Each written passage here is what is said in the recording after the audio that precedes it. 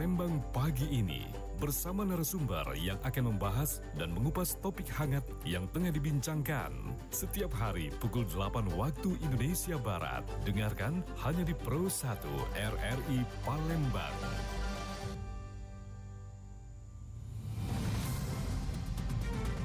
Segera Anda ikuti Dialog Palembang pagi ini.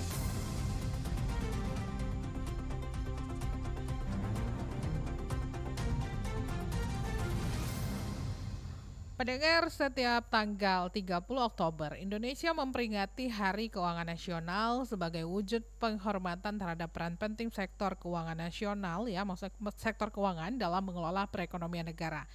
Jadi di Hari Keuangan Nasional ini menjadi momentum kita sama-sama untuk merefleksikan pencapaian dan tantangan dalam pengelolaan keuangan negara. Seiring berkembangnya perekonomian global, Indonesia juga menghadapi berbagai tantangan seperti krisis finansial, inflasi, dan juga fluktuasi nilai tukar. Tapi dengan pengelolaan yang hati-hati dan kebijakan fiskal yang tepat, negara juga akan mampu melewati tantangan tersebut. Nah, peringatan ini jugalah yang menggarisbawahi betapa pentingnya reformasi keuangan yang berkelanjutan agar Indonesia ini tetap kompetitif di kancah global. Jadi tidak hanya negara saja, kita pribadi pun sepertinya harus benar-benar bisa mengelola keuangan untuk menghadapi tantangan-tantangan baru yang terjadi dalam kehidupan kita sehari-hari ya. Nah, pendengar, nggak cuma sekadar pengelolaan anggaran, di hari ini kita juga belajar bersama-sama betapa pentingnya pendidikan keuangan bagi kita pribadi, dan literasi keuangan pun literasi yang baik pastinya itu akan membantu kita dalam membuat keputusan ekonomi yang bijaksana baik dalam pengelolaan keuangan secara pribadi maupun dalam investasi ya. Dalam hal ini saya sudah bersama kedua narasumber yang sudah tersambung via Zoom. Saat ini kita sudah tersambung bersama dosen Fakultas Ekonomi Universitas MDP Palembang untuk membahasnya. Ada Pak Idham Khalid SEME di layar kami sudah tersambung di sini. Selamat pagi, assalamualaikum Pak Idham. Waalaikumsalam, selamat pagi, salam sehat Mbak Tata, apa kabar? Baik, alhamdulillah. Ternyata perbincangan kita tidak melulu pilkada ya. Baik. Selanjutnya juga kita sudah tersambung bersama Ibu Eva Aristi.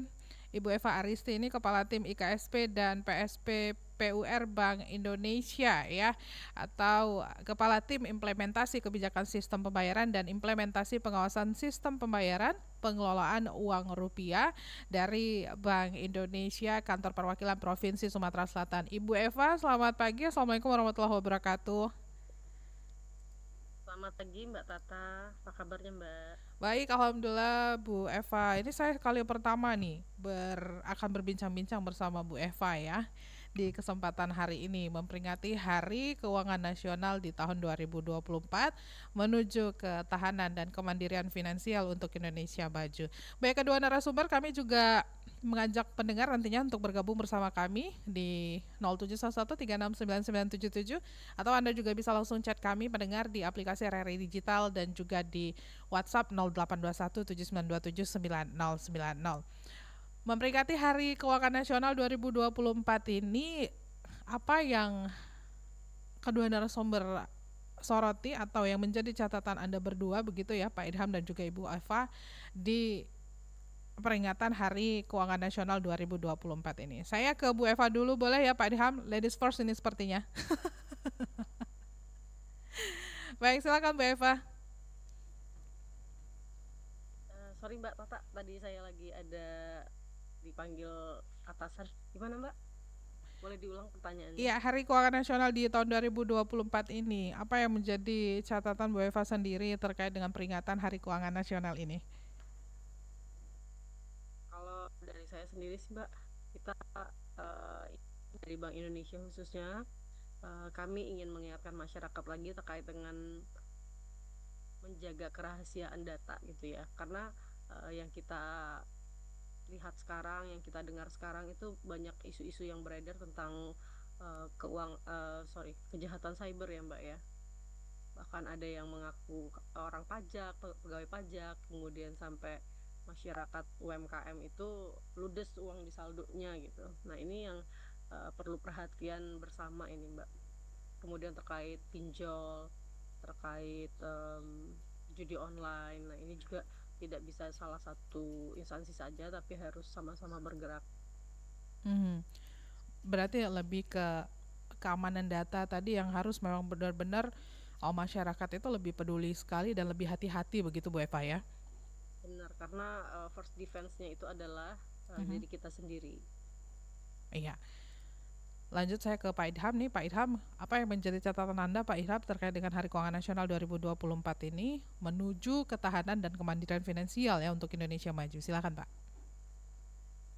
Ya, jadi kalau ditanya apa yang diharapkan sih sebenarnya Indonesia jadi lebih baik gitu ya dengan pemimpin yang baru ini harapan kita tumpukan sama presiden baru, kemudian para legislator baru, kemudian nanti Sumatera Selatan juga sebentar lagi mungkin akan ya apakah nanti tetap dilanjutkan sama pertahanan atau nanti akan ada pergantian pemimpin. Tapi secara garis besar saya mau menyikapi karena kebetulan saya orang ekonomi Mhm.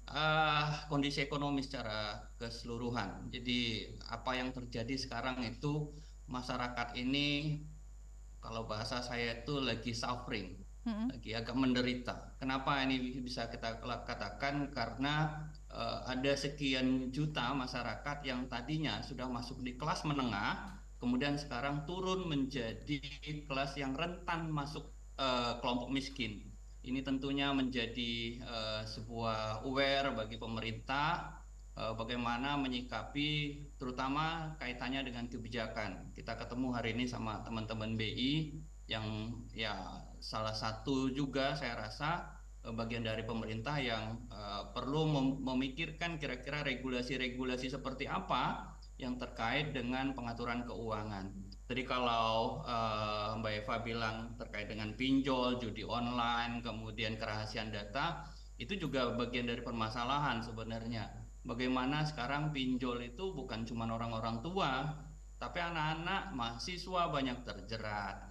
Kemudian saya nggak tahu kalau di pelajar ya, mungkin ada beberapa satu dua kasus itu pelajar punya masalah di bagian itu. Judi online, Sumatera Selatan, salah satu Palembang terutama salah satu kota, salah satu provinsi yang tingkat judi online-nya tinggi. Ini miris bagi kita, susah-susah cari uang, kemudian uangnya digunakan untuk judi online. Dan kerahasiaan data saya mungkin 2 minggu yang lalu lah, salah satu korban sebenarnya saya nggak tahu karena WA saya tiba-tiba disadap, kemudian banyak mengirimkan sesuatu ke grup-grup dan saya sebenarnya nggak pernah melakukan itu. Jadi saya harus benar tadi Mbak Eva bilang preventif gitu ya terhadap data-data pribadi. Cuma kita sudah sebegitu coba mensecure gitu ya, memastikan data kita untuk tidak tershare dengan mudah. Tapi ada aja celah gitu ya. Orang-orang Indonesia itu ternyata pinter-pinter banget kalau urusan yang kayak gitu. Sehingga Mhm. disalahgunakan dan itu bisa merugikan kita. Itu sebagai pembuka Mbak Tata. Baik, banyak pintar yang melakukan dalam artian tanda kutip juga begitu ya. Iya, Berarti banyak juga yang kurang aware begitu ya dengan karena masih ada korban begitu ya dalam betul. mengamankan data-datanya begitu, dalam literasi keuangannya pun sendiri begitu ya. Nah, Ya, berarti kalau kita berbicara mengenai literasi keuangan masyarakat Indonesia saat ini ya begitu ya Bu Eva dan juga Pak Diham ya,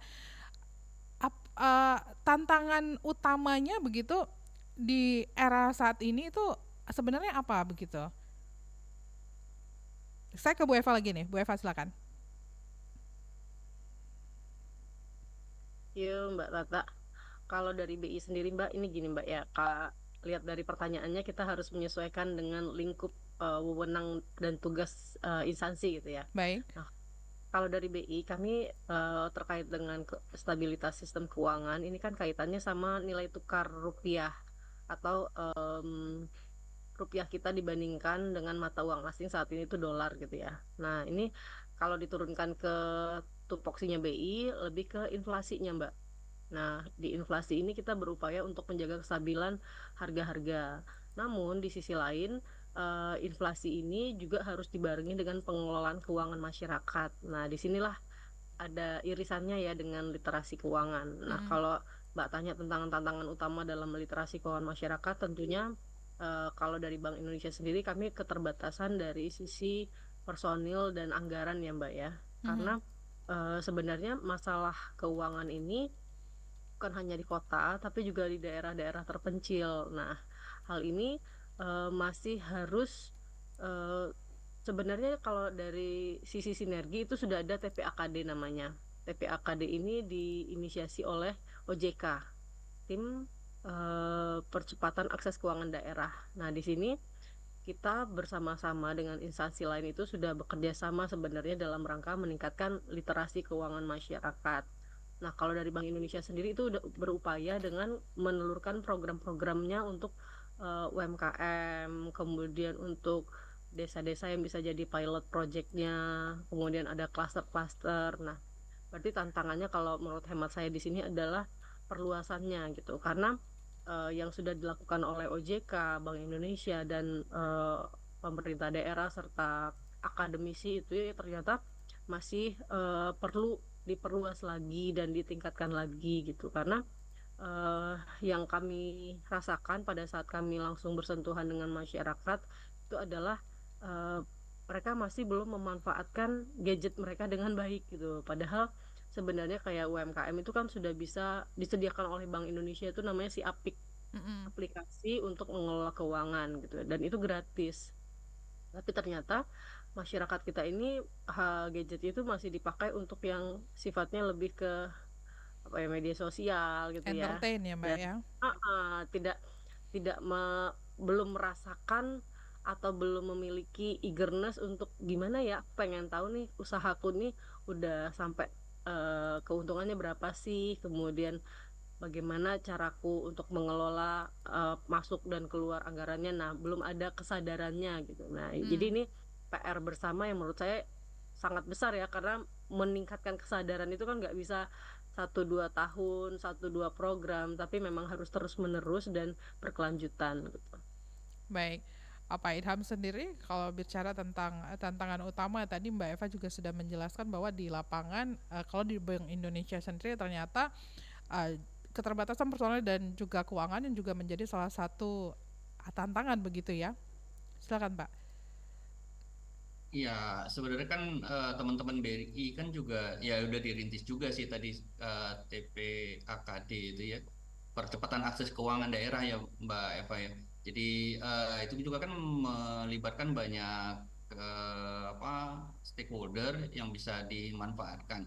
Tapi mungkin gini, kalau ngomongin Sumatera Selatan nih, dengan keterbatasan teman-teman BI kan itu sebenarnya bisa diperluas dengan kerjasama dengan kampus-kampus diantaranya ya dengan kampus-kampus yang ada di daerah. Artinya tidak juga harus menjadi sebuah permasalahan kita pun kalau seandainya kita tidak bisa berkunjung langsung untuk memberikan sosialisasi, literasi, kita bisa menggunakan digital sekarang. Seperti apa yang kita lakukan sekarang ini kan sebenarnya aksesnya luar biasa. Teman-teman RRI itu bisa menjangkau begitu luas masyarakat itu diantaranya. Terus yang kedua tadi optimalisasi penggunaan gadget juga saya sih sepaham. Cuma gini, saya kebetulan salah satu orang yang ya kalau berteman banyak dengan teman-teman UMKM di Palembang dan Sumatera Selatan. Saya salah satu fasilitator di LL Dikti di LL Dikti Wilayah 2 untuk membantu teman-teman UMKM dalam hal banyak hal, dalam beberapa hal. Nah, yang saya temukan adalah ketika mereka mau menggunakan tadi si Apik sih saya sudah lihat luar biasa sebenarnya apa yang dibuat. Cuman saya mau melihat misalkan dari sisi penggunaan cashless, diantaranya pakai kris gitu ya, Mhm. pakai kris di mana tidak semua UMKM itu kadang mau menggeser pola penggunaan uang yang eh, sifatnya kartal Mhm. itu menjadi yang lebih e-money. Nah, ketika saya tanya kenapa tidak mau ibu bapak, ya diantaranya Mhm. itu adalah kadang masih terkendala dengan sistem pembayaran. Sistem pembayaran gini. Misalkan Mbak Tata punya suatu usaha, let's say misalkan toko kue. Saya beli ke Mbak Tata, kemudian saya kris, ya, saya pakai kris. Si UMKM sebenarnya berharap uang itu langsung masuk secara langsung pada saat itu. Jadi ketika kita transaksi jam 9, maka uang itu sebenarnya inginnya mereka bisa langsung masuk ke di jam 9. Jadi kalau kita bayar cash, itu kan sebenarnya dia langsung pegang uang, Oke. ya kan? Berarti tidak Nah, delay begitu ya Pak uangnya ya? tidak delay. Uang inilah yang sebenarnya nanti akan mereka gunakan untuk memproduksi besok. Kalau seandainya itu ada delay, kalau bahasa kita tadi ada postpone, ada penundaan, maka mereka harus mencari modal lebih ketimbang dia langsung menggunakan uang yang sifatnya kartal tadi, ya. Nah, itu yang tantangan bagi kita, bagaimana masyarakat akhirnya bisa menyadari memang ini nggak gampang, tapi perlu juga teman-teman di pemerintahan, OJK, kemudian BI kasih tahu ke masyarakat kenapa harus geser, kenapa harus diganti menjadi uang e-money tadi. Misal dari sisi keamanan, misal dari sisi presisi itu artinya gini, ya bayar 1.273, ya udah bayarnya 1.273, nggak digenapin jadi 1.500 gitu kan, nggak digenap. Kalau bahasa Palembang itu ya nggak ada kembalian atau sosoknya, itu nggak perlu kita pusing-pusing gitu. Nah, cuma kan memang tantangannya ini kan merubah pola ya, merubah pola penggunaan uang, merubah pola mereka bertransaksi, bagaimana mereka akhirnya bisa percaya bahwa program ini menguntungkan mereka. Itu tantangannya saya rasa, sehingga apa yang disiapkan oleh teman-teman BI, OJK, kemudian pemerintah itu bisa dilaksanakan dengan baik. Itu Mbak Tata. Baik. Kita tahan dulu ya Bapak Ibu, ini sudah ada pendengar yang bergabung bersama kita di sini. Kita ke pendengar dulu. Selamat pagi. Selamat pagi Mbak Tata. Selamat pagi, sama Ibu siapa di mana? Ibu Eva di Piparja. Bu Eva di Piparja, silakan. Terima kasih. Selamat pagi Bapak dan Ibu. Ini yang saya mau tanyakan nih, kebijakan penggunaan uang digital itu sekarang ini seperti apa? Apakah di Sumatera Selatan uang digital ini sudah banyak digunakan masyarakat? Sementara kalau di daerah-daerah itu sosialisasinya sendiri bagaimana? Oke, ya, itu saja? Iya. Baik, terima kasih Bu Eva di Piparja. Saya ke Bu Eva nih. Waduh, narsum sama pendengar sama nih namanya. Iya, silakan Bu Eva. Bagaimana nih kebijakan penggunaan uang digital? Lalu sudah banyak apa belum ya penggunaannya? Sementara untuk di daerah-daerah yang ada di Sumsel sendiri seperti apa? Silakan. Makasih Mbak Tata. Jadi menjawab pertanyaan Ibu Eva, saudara saya nih, kembar saya. Nah, jadi kalau terkait dengan penggunaan uang digital, jadi kita lihat dulu ya uang digital. Uang digital ini kan luas artiannya. Namun kayaknya saya nangkep nih Bu Eva pengen nanya tentang non tunainya gitu ya. Iya. Nah, kalau non tunai ini juga ada macamnya nih, ada transfer, ada m-banking, kemudian ada juga pakai kris. Nah, ini sekalian menanggapi yang tadi dijelaskan oleh Pak Idam Khalid. Nah, kalau terkait dengan kris, sebenarnya di Sumsel ini sudah cukup tinggi. Kami dikasih target oleh BI Pusat itu volume transaksinya 2,7 juta.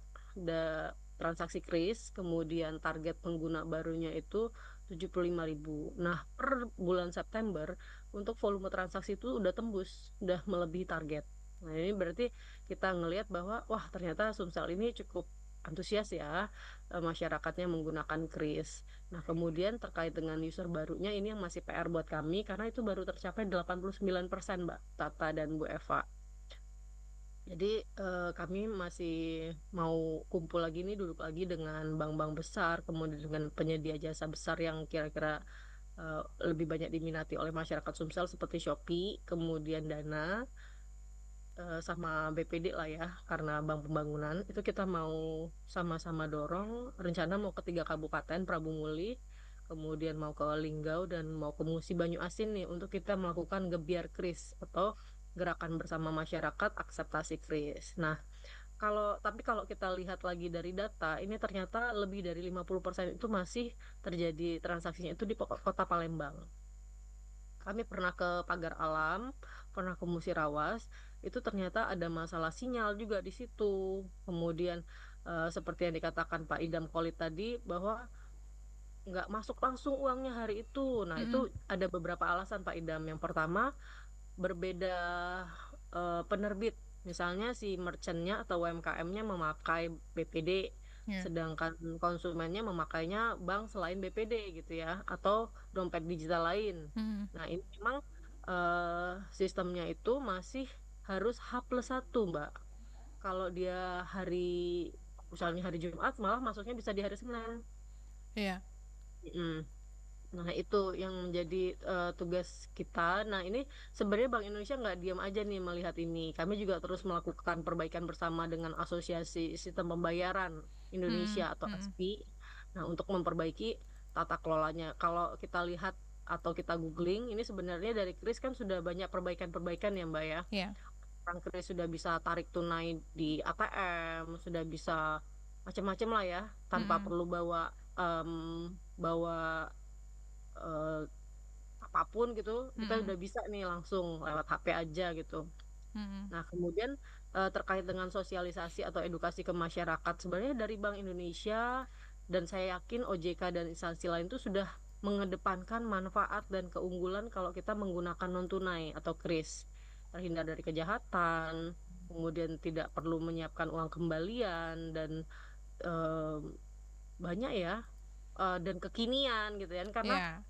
aja sama teman-teman yang masih muda-muda gitu di kantor udah jarang bawa uang, bawanya Mm-mm. HP tok gitu kan. Jadi Iya. list ini menurut saya jadi solusi sih buat UMKM yang benar-benar mau ngegaet anak-anak muda gitu. Nah, kalau terkait dengan em, tadi edukasi ya, Mm-mm. sebenarnya dari Bank Indonesia sendiri tuh juga sudah melibatkan akademisi Pak Idam. Nah, jadi kayak saya lama di Jambi nih 8,5 tahun. Kami tuh selalu kerjasama dengan Unja, kemudian dengan AK, sorry, dengan universitas swasta lainnya gitu ya. Cuma kan tidak bisa semuanya kami gandeng gitu. Cuma kita pilih beberapa yang kira-kira memang sesuai dengan anggaran kita, dan kadang-kadang ada juga universitas yang langsung datang ke kita menawarkan, kami ada program KKN, bisa nggak masyarakat mahasiswa KKN kami dibekali dulu nih dengan teori-teori atau dengan pengetahuan tentang non tunainya BI gitu. Nah, jadi di situ kita bisa masuk karena kami kan nggak tahu nih program-program apa yang dimiliki oleh universitas yang bisa digandengkan sama BI. Nah, jadi kalau menurut hemat saya sebenarnya dari BI, TPAKD itu pasti udah memikirkan kan. Nggak Iya. mungkin masalah edukasi, kita udah pikirin ini gambaran besarnya apa, sehingga Mm-mm. nanti untuk tahapan jangka pendek, jangka menengah, jangka panjangnya apa gitu, Mbak. Nah, ini memang PR-nya kan merubah kebiasaan tadi yang dibilang Pak Idam ya. Bahkan pernah saya dengar teori itu, kalau mau merubah kebiasaan suatu bangsa tuh harus hancurkan satu generasi dulu gitu ya. Tapi nggak bisa gitu kan. Iya, iya. Nah, kita bersama-sama lah gitu. Jadi bukan hanya generasi Z, Alpha, tapi juga generasi eh, X dan yang sebelumnya ya, bisa kita dekati dengan pendekatan yang berbeda-beda sih kalau dari Bank Indonesia. Oke, baik kalau begitu. Kita ke pendengar lagi nih Bapak Ibu ya. Sudah ada pendengar kembali yang bergabung. Selamat pagi. Halo. Selamat pagi. Terputus, silakan dicoba kembali pendengar di 0711369977. Halo. Halo, Assalamualaikum, selamat pagi Mbak Tata. Waalaikumsalam warahmatullahi wabarakatuh. Sama siapa di mana? Sama Ibu Lina di Kalidoni, Mbak Tata. Bu Lina di Kalidoni. Silakan Bu Lina. Iya, oke, pengen tanya nih dengan kedua narasumber. Tadi kan dijelaskan bahwa untuk Iya. menuju kepada Indonesia dengan ketahanan dan kemandirian finansial untuk Indonesia. Nah, ini kalau untuk skup kecilnya aja dalam rumah tangga, untuk bisa menuju hal tersebut, membangun kehidupan ataupun juga mungkin menuju ketahanan kemandirian finansial untuk Indonesia maju ini di dalam kehidupan rumah tangga itu seperti apa. Kemudian tadi sempat saya juga dengar mengenai tentang penggunaan uang digital ya Mbak Tata ya.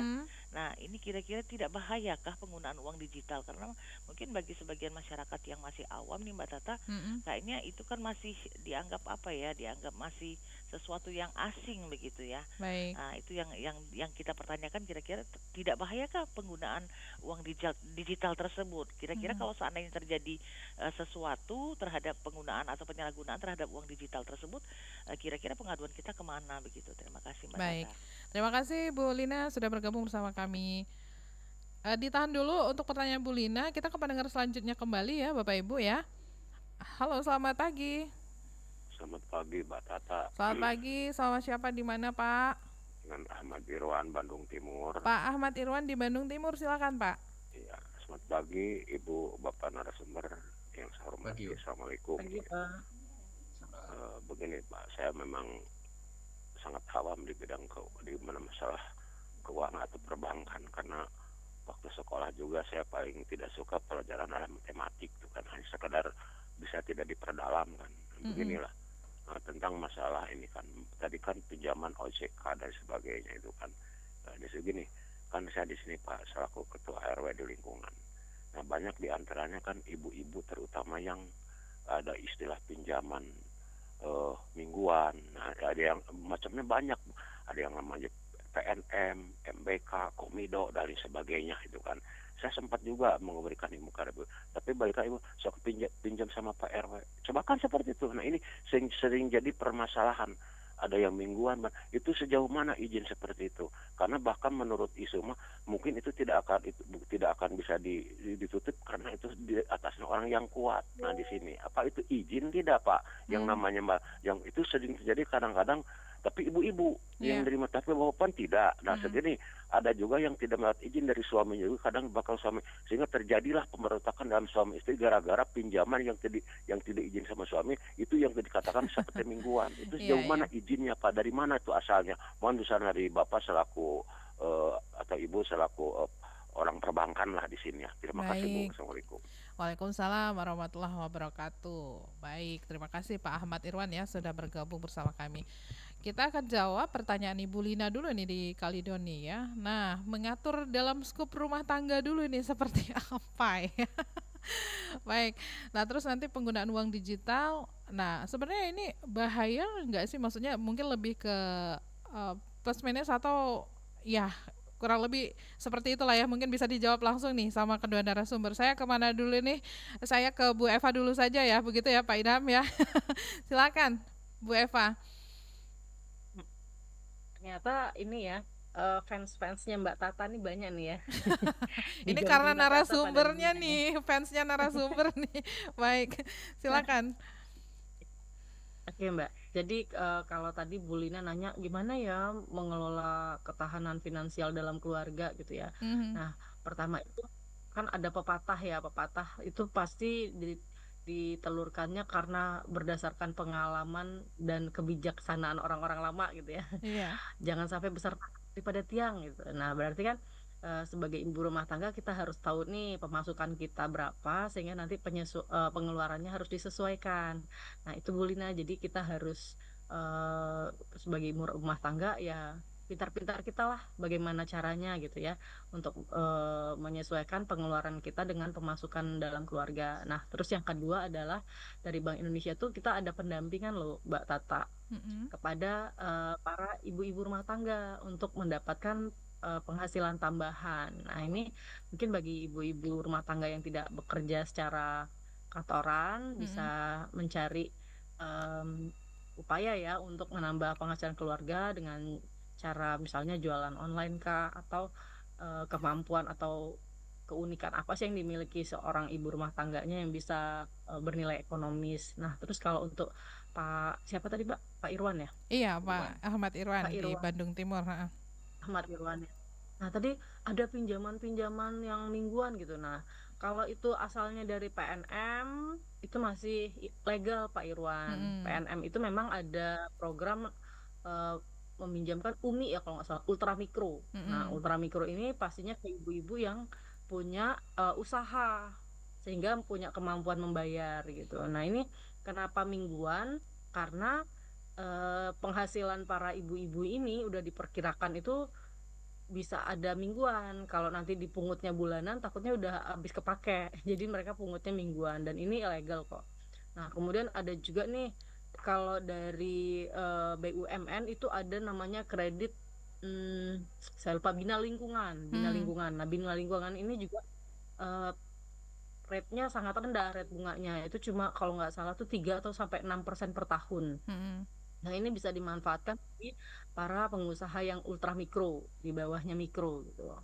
Nah, kemudian bahaya nggak sih penggunaan uang digital? Nah, ini sebenarnya yang harus kita jaga gitu. Jadi di BI maupun di OJK itu ada namanya pelindungan konsumen. Kalau masyarakat mendapat masalah terkait dengan penggunaan keuangannya, baik itu lewat bank maupun lewat penyedia jasa lainnya, itu bisa mengadu. Pertama harus ke penyedia jasanya. Nah, apabila tidak mendapatkan tanggapan dari penyedia jasa ataupun mendapat tanggapan tapi konsumen merasa tidak puas, itu boleh naik ke Bank Indonesia, namanya bicara kalau di Bank Indonesia. Tapi kalau terkait dengan perbankan, mengadunya ke OJK. Nah, nggak harus ke Jakarta, tapi bisa ke kantor-kantor yang ada di daerahnya. Nah, kalau saya di kabupaten, sedangkan OJK sama BI-nya ada di ibu kota provinsi gitu ya. Nah, itu kan ada lewat jalur telepon atau lewat jalur email, itu bisa dimanfaatkan juga. Nah, terus bahaya atau enggak? Bahaya. Bahayanya kenapa? Kalau kita tidak menjaga kerahasiaan data pribadi. Misalnya di media sosial, wah dengan menterengnya tuh ada tanggal lahir, nama lengkapnya, itu benar-benar disebutkan secara terbuka gitu ya. Kemudian nama ibu kandung, wah udah.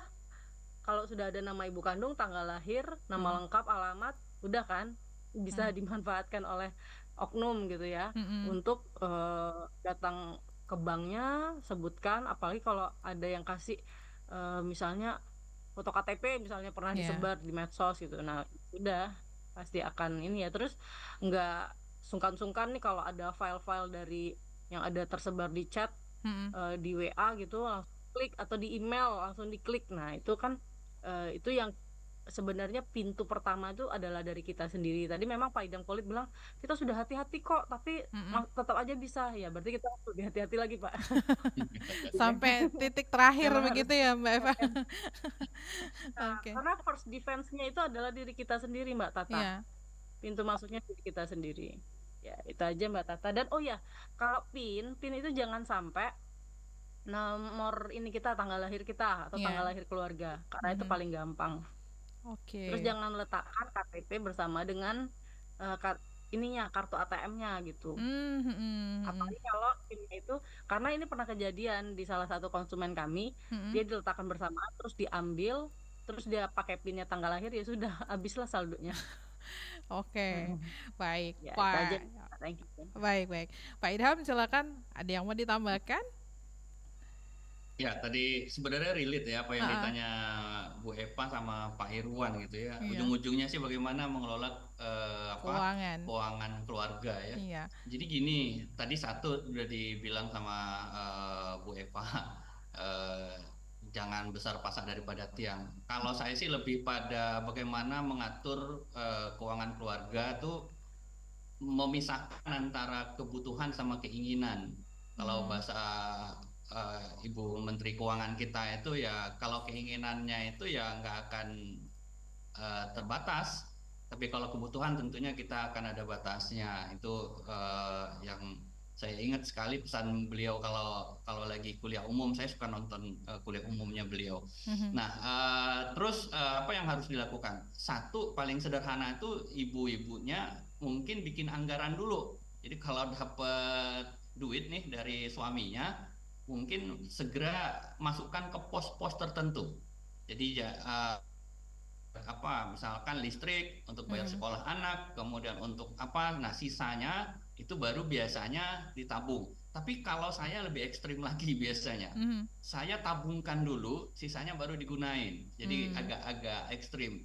Walaupun kadang itu ya baik nggak baik ya, tergantung sama pola orang masing-masing, itu akan berbeda. Tapi mungkin di awal nggak apa-apa, bikin dulu pos-pos tertentu, misalkan tadi sudah selesai cukup, baru sisanya diinvestasikan atau ditabungkan. Karena kita nggak tahu ya di masa yang akan datang itu kira-kira seperti apa kondisi perekonomian kita, keluarga terutama. Yang paling aman sih kita punya dana cadangan, kalau bahasanya itu adalah 3-6 bulan gaji gitu ya. 3-6 bulan gaji, misalkan gajinya 5 juta ya kalikanlah paling tidak di tabungan tuh ada segitu, karena yang mana tahu ada sesuatu yang sifatnya urgent di mana kita perlu uang, ya uang itulah yang kita gunakan untuk dana cadangan. Nah, terus jangan lupa juga biasanya kita mulai melakukan diversifikasi penghasilan. Tadi sudah disampaikan juga sama Mbak Eva bahwa ayo daripada ngerumpi, daripada scroll TikTok bukan nggak jelas sih, wasting time. Ayo bikin sesuatu yang dimana kita bisa jual, dimana kita bisa punya bisnis gitu ya. Banyak kok yang Pak, tapi saya nggak punya modal besar misalkan. Ya mulailah dengan reseller misalkan. Reseller itu kan sebenarnya nggak perlu juga banyak modal, kan dia tinggal mindahin antara si produsen pada konsumen. Nah, kita di tengah-tengahnya gitu kan, cari nih, ayo open PO misalkan, siapa yang mau beli gitu. Nah, dari situ kan mungkin akan skalanya makin lama makin besar ya. Jadi mungkin itu yang perlu dipikirkan. Nah, sedikit terkait dengan Pak Irwan tadi, kalau di masyarakat itu biasanya ada yang namanya, mohon maaf ya, tanpa mendiskreditkan koperasi itu mulia sekali sebenarnya tujuannya, tapi mereka itu berkedok koperasi, Mbak Tata. Jadi kadang ya koperasi, tapi kalau koperasi itu kan sebenarnya tujuannya apa? Mensejahterakan anggota. Tapi enggak gitu. Yang disejahterakan itu pengurus atau yang punya gitu kan. Koperasi simpan pinjam gitu. Tapi bagaimana kita mau nyimpan lah, wong kita minjem balikinnya gitu susah gitu kan. Karena bunganya bisa sampai, kalau bahasa teman-teman itu 4 apa? Pinjam 4 balikin 6 gitu kan. Artinya kan luar biasa. Sementara pemerintah sendiri kan sudah mengatur tingkat bunga maksimum untuk sebuah pinjaman itu berapa. Nah, sementara mereka ya tetap aja kayak gitu. Terus kenapa masyarakat masih melakukan? Ya karena kebutuhan sebenarnya. Mereka juga nggak mau kok bayar sampai 50% misalkan bunganya, itu kan luar biasa. Nah, itu mungkin Pak Irwan dikasih kesadaran ke ibu-ibunya, kalau PNM itu PNM itu kan BUMN yang dibentuk sama pemerintah untuk melayani masyarakat. Ada programnya Mekar gitu ya, ibu-ibu didampingin, dikasih pinjaman, kemudian didampingin bagaimana mengelola usaha. Saya kebetulan beberapa kali terlibat di program teman-teman PNM di Sumatera Selatan. Gitu Mbak Tata. Baik, saya lanjutkan ke Mbak Eva nih. Mbak Eva, lalu bagaimana nih Mbak Eva kebijakan moneter yang saat ini memang lagi diterapkan oleh Bank Indonesia ya, itu bisa berkontribusi pada peningkatan ketahanan dan kemandirian finansial masyarakat begitu? Oke, nah Mbak, kalau tadi di awal saya sudah sedikit singgung ya bahwa di Bank Indonesia itu tujuan utamanya kan adalah mencapai dan memelihara kestabilan nilai rupiah nih Mbak. Jadi kalau mau diturunkan ke literasi atau ketahanan dan kemandirian finansial, tentunya kami harus bicara dari sisi wewenang BI-nya gitu ya Mbak ya. Nah, kalau dari sisi wewenang BI-nya ini kami terkait dengan sistem pembayaran. Nah, kami jaga si sistem pembayaran ini agar aman, nyaman dipakai oleh masyarakat, sehingga pada saat masyarakat melakukan transaksi ataupun berbagai usaha yang dalam rangka meningkatkan kemandirian finansialnya itu bisa berjalan dengan lancar, tidak bergangguan, terus aman dan nyaman gitu. Tentunya dibarengi dengan pelindungan konsumen dari diri mereka sendiri ya. Gitu. Oke. Sebelum kita lanjutkan kembali, ini sudah ada pendengar kembali nih yang bergabung. Selamat pagi. Halo. Selamat pagi Mbak Dela. Sama Tata di sini Pak. Oh, selamat pagi Pak Tata. Sama siapa di mana? Sama Pak Hasan. Pak Hasan di mana Pak? Di Timur 3. Di mana? Ilir Timur 3. Ilir Timur 3. Silakan. Apa yang mau ditanyakan Pak? Saya mau nanya dengan Pak Ilham sama Mbak Eva. Yang dimaksud uang digital itu apa? Oke. Pak Ilham, Mbak Eva. Ya. itu apa bisa dipegang atau tidak? Uangnya apa bisa uang lama atau tidak? Oke, Itu baik. kalau tunanetra, apa bisa menggunakan uang digital itu? Oke, baik. Jadi kalau pakai uang yang lama itu aja, Pak Ilham. Ya. Itu aja, terima kasih. Ya, baik. Terima kasih Pak Hasan di Lir Timur 3. Kita tahan dulu ya Bu Eva dan juga Pak Ilham. Ini kita ke pendengar kembali. Halo, selamat pagi. Halo, selamat pagi Mbak. Sama siapa di mana? Saya Dimas di Skip Mbak. Pak Dimas di Skip, silakan. Baik Mbak, saat ini yang ingin saya tanyakan, saat ini kan memang si uang digital itu sangat membantu ya Mbak ya, karena sangat mempermudahkan masyarakat. Jadi yang saya ingin tanyakan, kadang-kadang tuh sinyal di suatu tempat tuh kadang tidak stabil ya Mbak ya. Jadi kadang-kadang itu kita sudah barcode atau udah masuk atau belum, kadang kita scan sekali lagi, akhirnya 2 kali atau gimana gitu ya Mbak. Itu gimana ya Mbak solusi yang biar kita tuh agak nggak ragu gitu ya Mbak ya, kalau kita tuh udah masuk atau belum. Mungkin memastikan dana itu sudah masuk apa belum, begitu ya. Oke. Baik, cuma itu aja ya Mbak. Ya, terima kasih Pak Dimas di Skip sudah bergabung bersama kami. Oke, kita lanjutkan kembali kepada kedua narasumber ya. Pertanyaannya nih, nah ini juga sepertinya memang benar-benar harus meliterasi untuk teman-teman kita juga yang mungkin punya yang mengalami tunanetra dan lain-lain ya. Pertanyaan Pak Hasan itu, uang digital itu yang seperti apa, lalu juga apakah memang berbentuk fisik atau seperti uang lama. Nah, lalu bagaimana nih untuk teman-teman yang tunanetra dalam menggunakan uang digital ini, apakah bisa begitu? Mbak Eva mungkin bisa dibantu untuk dijawab, Mbak. Terima kasih Mbak Tata. Jadi kalau uang digital itu tentunya uang yang tidak kasat mata ya, uang yang tidak bisa dipegang dan tidak berwujud. Nah, ini bentuknya macam-macam. Ada yang tadi kris, saldo dompet digital, kemudian juga ada yang bentuknya kripto gitu ya. Nah, tapi sekali lagi bahwa uang digital ini sebenarnya membantu untuk memperlancar transaksi masyarakat sebenarnya gitu ya, asal digunakan dengan benar dan tingkat kehati-hatiannya yang cukup atau memadai. Nah, kemudian tadi untuk tunanetra, gimana Pak untuk penggunaannya? Nah, kalau untuk tunanetra sampai dengan saat ini sih memang kita belum ada literatur yang ke sana ya Mbak ya, dan belum ada pengembangan untuk penggunaan uang digital pada tunanetra. Tentunya ini pasti membutuhkan pendampingan dari yang lengkap gitu ya, yang tidak mengalami keterbatasan gitu. Nah, tapi kalau terkait dengan uang fisik sih dari Bank Indonesia itu juga sudah melengkapi fitur-fitur yang bisa digunakan teman-teman kita yang berkekurangan dalam menggunakannya gitu. Oke. Lalu kalau kita mau memastikan begitu ya, khawatir uang ini udah masuk apa belum ketika mengalami gangguan karena sinyal ya, itu seperti apa Mbak? Oh iya, nah ini kemarin saya ada dapat pengaduan nih dari salah satu wartawan di Sumsel gitu ya. Dia mau bayar deposit ke Hotel Aston. Oke. Nah, di histori transaksi itu uang si wartawan ini pakai rekening BPD, dicek oleh BPD ternyata memang saldonya sebenarnya belum terpotong, sehingga saldonya itu sudah terpotong, sehingga si Astonnya yang merasa belum menerima bayaran, nah itu bisa dibayarkan kembali dengan uang dompet digital lainnya ataupun dengan uang kartal ya. Tapi nasabahnya ini akan dapat pengembalian dari si penyedia jasanya gitu. Nah, kalau memastikan ya benar-benar kita harus melihat saldo di masing-masing merchant maupun dari nasabahnya Mbak.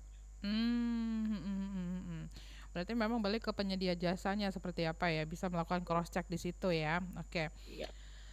Saya ke Pak Idham nih, Pak Idham, ada rekomendasi tidak begitu ya Pak, yang mungkin terkait dengan kebijakan yang perlu diambil pemerintah gitu ya untuk mempercepat tercapainya ketahanan dan kemandirian finansial di lingkungan masyarakat ini, masyarakat Indonesia khususnya. Ya, tadi ujung-ujungnya sih literasi ya, literasi sama inklusi sebenarnya. Jadi bagaimana masyarakat itu bisa tahu, kemudian mereka paham gitu ya dan menggunakan sebenarnya.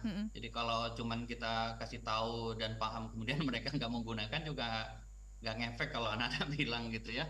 Jadi tapi kekhawatiran masyarakat harus kita jawab. Ya, jadi misalkan tadi terkait dengan takutnya 2 kali ke debit, misalkan kayak gitu kan, atau yang satu bilangnya udah kebayar, yang satunya belum kebayar. Nah, sistem-sistem seperti itu kan tentunya pemerintah yang lebih tahu apa yang harus dilakukan, percepatan-percepatan atau kebijakan apa yang harus dilakukan. Terus memastikan bahwa data transaksi kita itu aman. Itu yang jadi yang sangat penting, walaupun ya susahnya tadi ya selalu ada celah untuk melakukan tindak kejahatan. Tapi kalau bahasa Mbak Eva tadi ya tingkatin lagi awareness-nya tuh ditingkatkan lagi, sehingga hal-hal yang mungkin bisa membahayakan, terutama dari sisi data-data pribadi, data-data transaksi, data-data keuangan, itu bisa kita hindari. Dan satu hal lagi sebenarnya akses terhadap, kalau kita ngomongin e-money itu kan berarti kan kita butuh yang namanya infrastruktur terkait dengan internet. Apakah sudah bisa dipastikan bahwa sampai ke pelosok itu jaringan internetnya bisa jalan?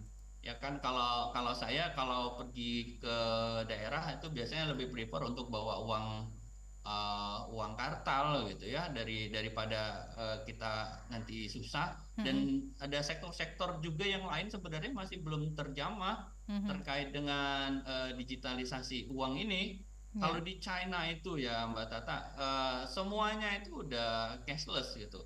Even kita mau kasih sedekah aja untuk si pengemis, mereka sudah menyediakan yang namanya digital money gitu ya. Kalau mau sumbangan, nyumbang atau sedekah, ya udah tinggal di scan gitu kan. Di masjid-masjid, kalau kita kan di masjid udah mulai beberapa, cuma yang jadi masalah ada aja yang nakal, krisnya itu diganti gitu kan. Nah, hal-hal kayak gitu mungkin butuh aware dari kita, mengantisipasi hal-hal yang tidak kita inginkan.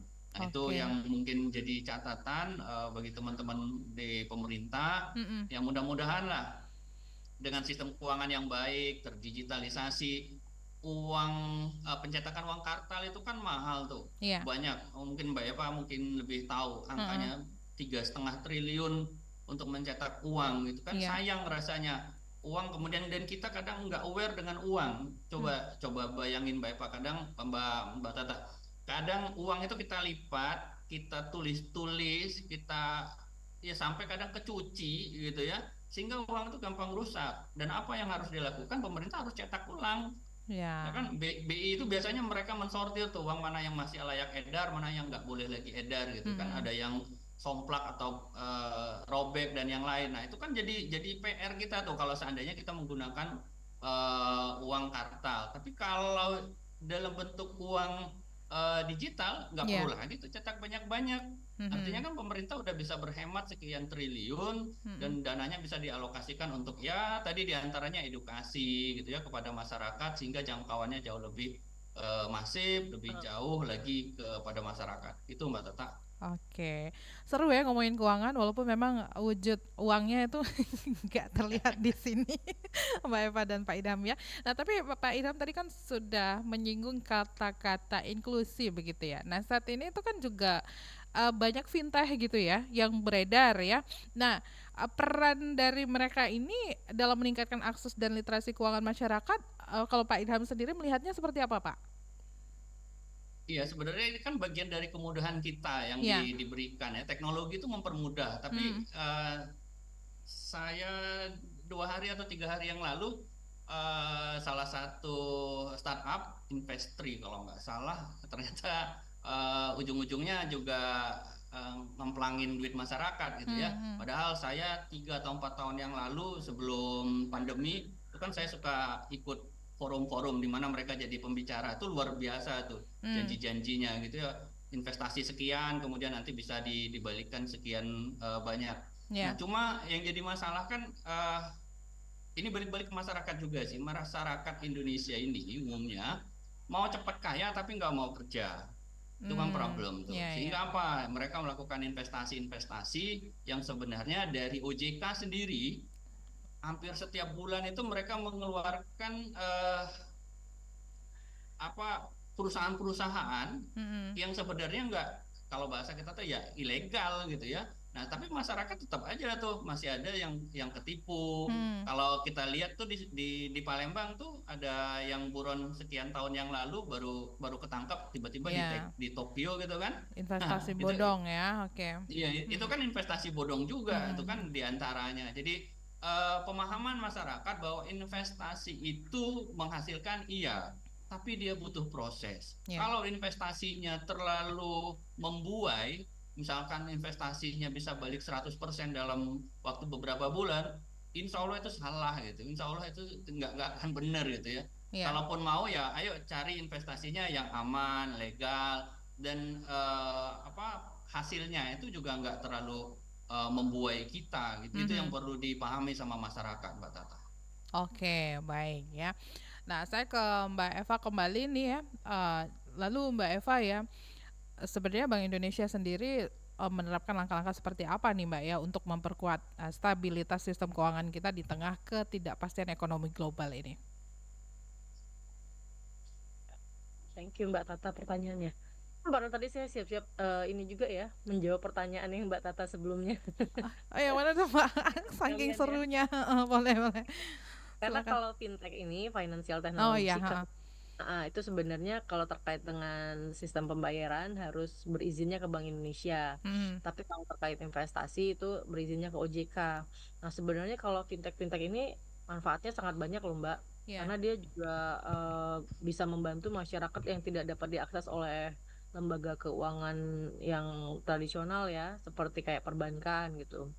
Kenapa? Karena sekarang untuk jadi punya rekening aja itu cukup nomor HP kan Mbak, terus bisa lewat HP tanpa perlu datang ke kantor bank gitu. Nah ini sebenarnya kalau bisa dimanfaatkan dengan positif sangat mendukung para fintech ini, tapi tentunya masyarakat juga harus jeli ya melihat izin-izinnya. Nah kemarin saya ada pengaduan nih dari salah satu UMKM binaan Bank Indonesia di Jambi.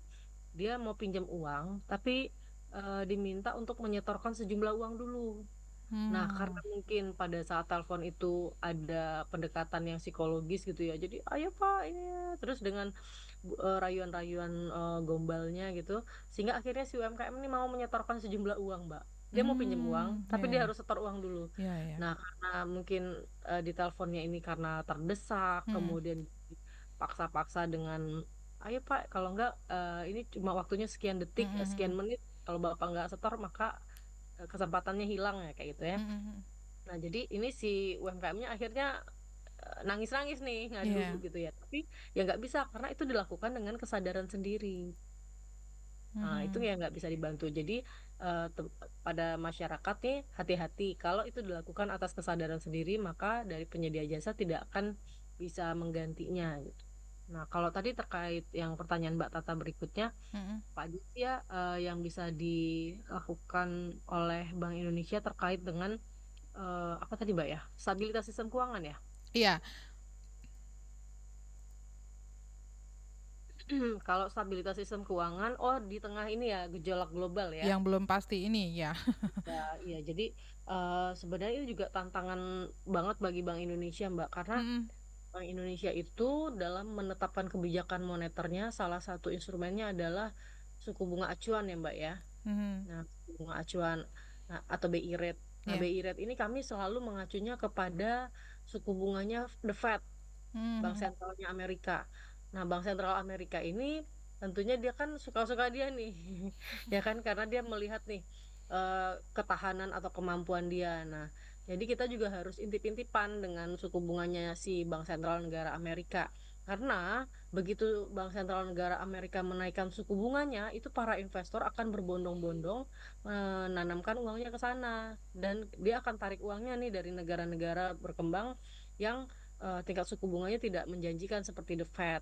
Nah itu jadi makanya RDG yang dilakukan oleh Bank Indonesia, rapat Dewan Gubernur itu dilakukan secara mingguan. Ada RDG bulanan juga gitu ya.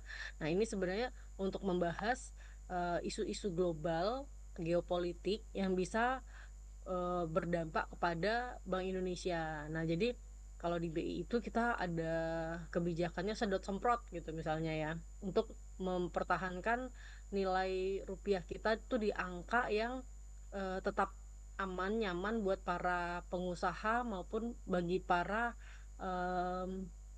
investor gitu ya. Nah, jadi sedot seperti ini artinya misalnya dilihat, aduh, nilai rupiah kita terlalu melemah gitu. Nah, apa yang dilakukan oleh Bank Indonesia? Bank Indonesia akan membeli nih, mengurangi rupiah yang beredar di pasar keuangan, sehingga kalau hukum ekonominya Pak Idam ya, kalau barang itu semakin sedikit maka harganya akan naik gitu kan. Nah, kalau ketinggian nih nilai rupiahnya nggak bagus juga gitu ya, nanti para importir itu akan eksportir akan kesulitan ya. Nah, jadi Bank Indonesia akan mengeluarkan bagaimana caranya menambah rupiah di pasaran. Nah, gitu. Jadi ada inilah Mbak, penyesuaian yang dilakukan Bank Indonesia terkait dengan stabilitas nilai tukar kita gitu. Oke, baik. Nampaknya ini semua pertanyaan ini enggak semua sih, sebenarnya saya masih ada list pertanyaan-pertanyaannya lain, tapi ini waktu sudah mau menunjukkan pukul 9 waktu Indonesia Barat ya. Tapi pertanyaan dari pendengar dan juga pemirsa RRI, alhamdulillah semua sudah kita jawab ya Bapak Ibu ya. Kita harus akhiri di perbincangan kita nih, mohon izin nih Pak Idham dan juga Mbak Eva, karena udah mau jam 9 ya, udah mau masuk ke program berikutnya kita ya. Tapi sebelum diakhiri perbincangan kita di pagi hari ini, apa yang mau disampaikan kembali kepada pendengar dan juga pemirsa RRI terkait dengan apa yang sudah kita bincang-bincangkan di pagi hari ini? Silakan nih, saya ke Pak Idham kembali nih, silakan Pak Idham. Ya, mungkin kita bersikap dengan kondisi ekonomi yang sedang tidak baik-baik saja sebenarnya ya. Jadi saya bilang ada kelompok masyarakat yang turun kelas gitu. Nah, mungkin masyarakat perlu aware bahwa bijak dalam mengelola penghasilan, bahwa kita tidak selamanya kita punya penghasilan, akan ada masanya kita butuh yang namanya dana cadangan. Nah, mungkin dalam mengelola keuangan harus memilah tadi kalau bahasa saya itu antara keinginan dengan kebutuhan. Jangan semuanya dihabiskan uang sehingga nanti kalau ada hal-hal yang terdesak kita kesulitan. Kemudian terkait juga tadi ada investasi, boleh investasi tapi pahami resikonya. Kemudian lihat siapa yang melakukan, apakah dia legal atau tidak, kemudian kira-kira apa aspek-aspek lain lah yang harus kita pikirkan. Misalkan tadi pola pembayarannya seperti apa, kalau itu menyulitkan ya mungkin bisa dihindari. Nah, dengan bijak mengelola keuangan keluarganya ya mudah-mudahan sih harapan Indonesia bisa jadi negara yang di 2045 itu menjadi salah satu negara terbesar ekonominya, itu bisa terwujud. Kita mulai dulu deh dari keluarga kita masing-masing. Itu Mbak Tata. Baik. Selanjutnya Mbak Eva, silakan. Oke, kalau dari saya 3 poin aja Mbak. Yang pertama adalah pengelolaan keuangan yang baik, kemudian terkait dengan keamanan data gitu ya dijaga, dan yang ketiga adalah jangan langsung percaya. Nah itu jadi yang pertama itu kedepankan harus curiga dulu nih, karena kalau kita udah curiga pasti kita akan cari tahu. Nah gitu ya, jadi 3 poin itu sih dari saya. Thank you Mbak. Baik, terima kasih kepada kedua narasumber, dosen Fakultas Ekonomi Universitas MDP Palembang, Pak Idham Khalid SE.ME, terima kasih. Ibu Eva Riesti, Kepala Tim IKSP dan PSP PUR Bank Indonesia, Kantor Perwakilan Provinsi Sumatera Selatan, juga terima kasih waktunya bersama RRI Pro 1 Palembang di pagi hari ini. Sehat selalu kedua narasumber, insya Allah kita akan berbincang-bincang kembali di pembahasan lainnya, begitu ya.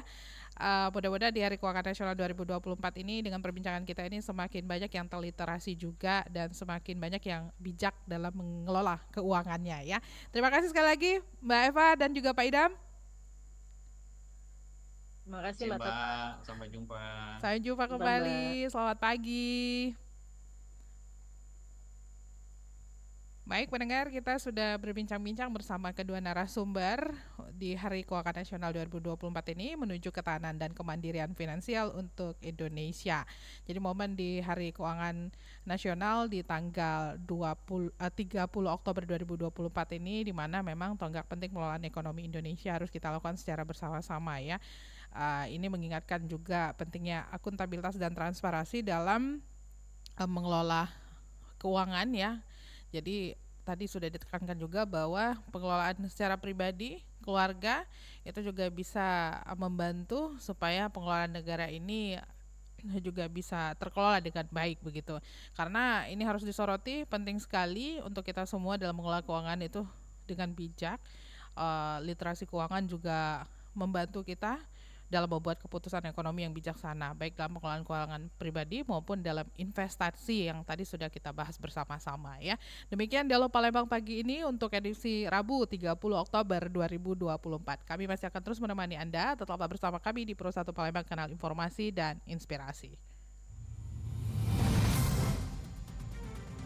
Baru saja Anda ikuti Dialog Palembang pagi ini.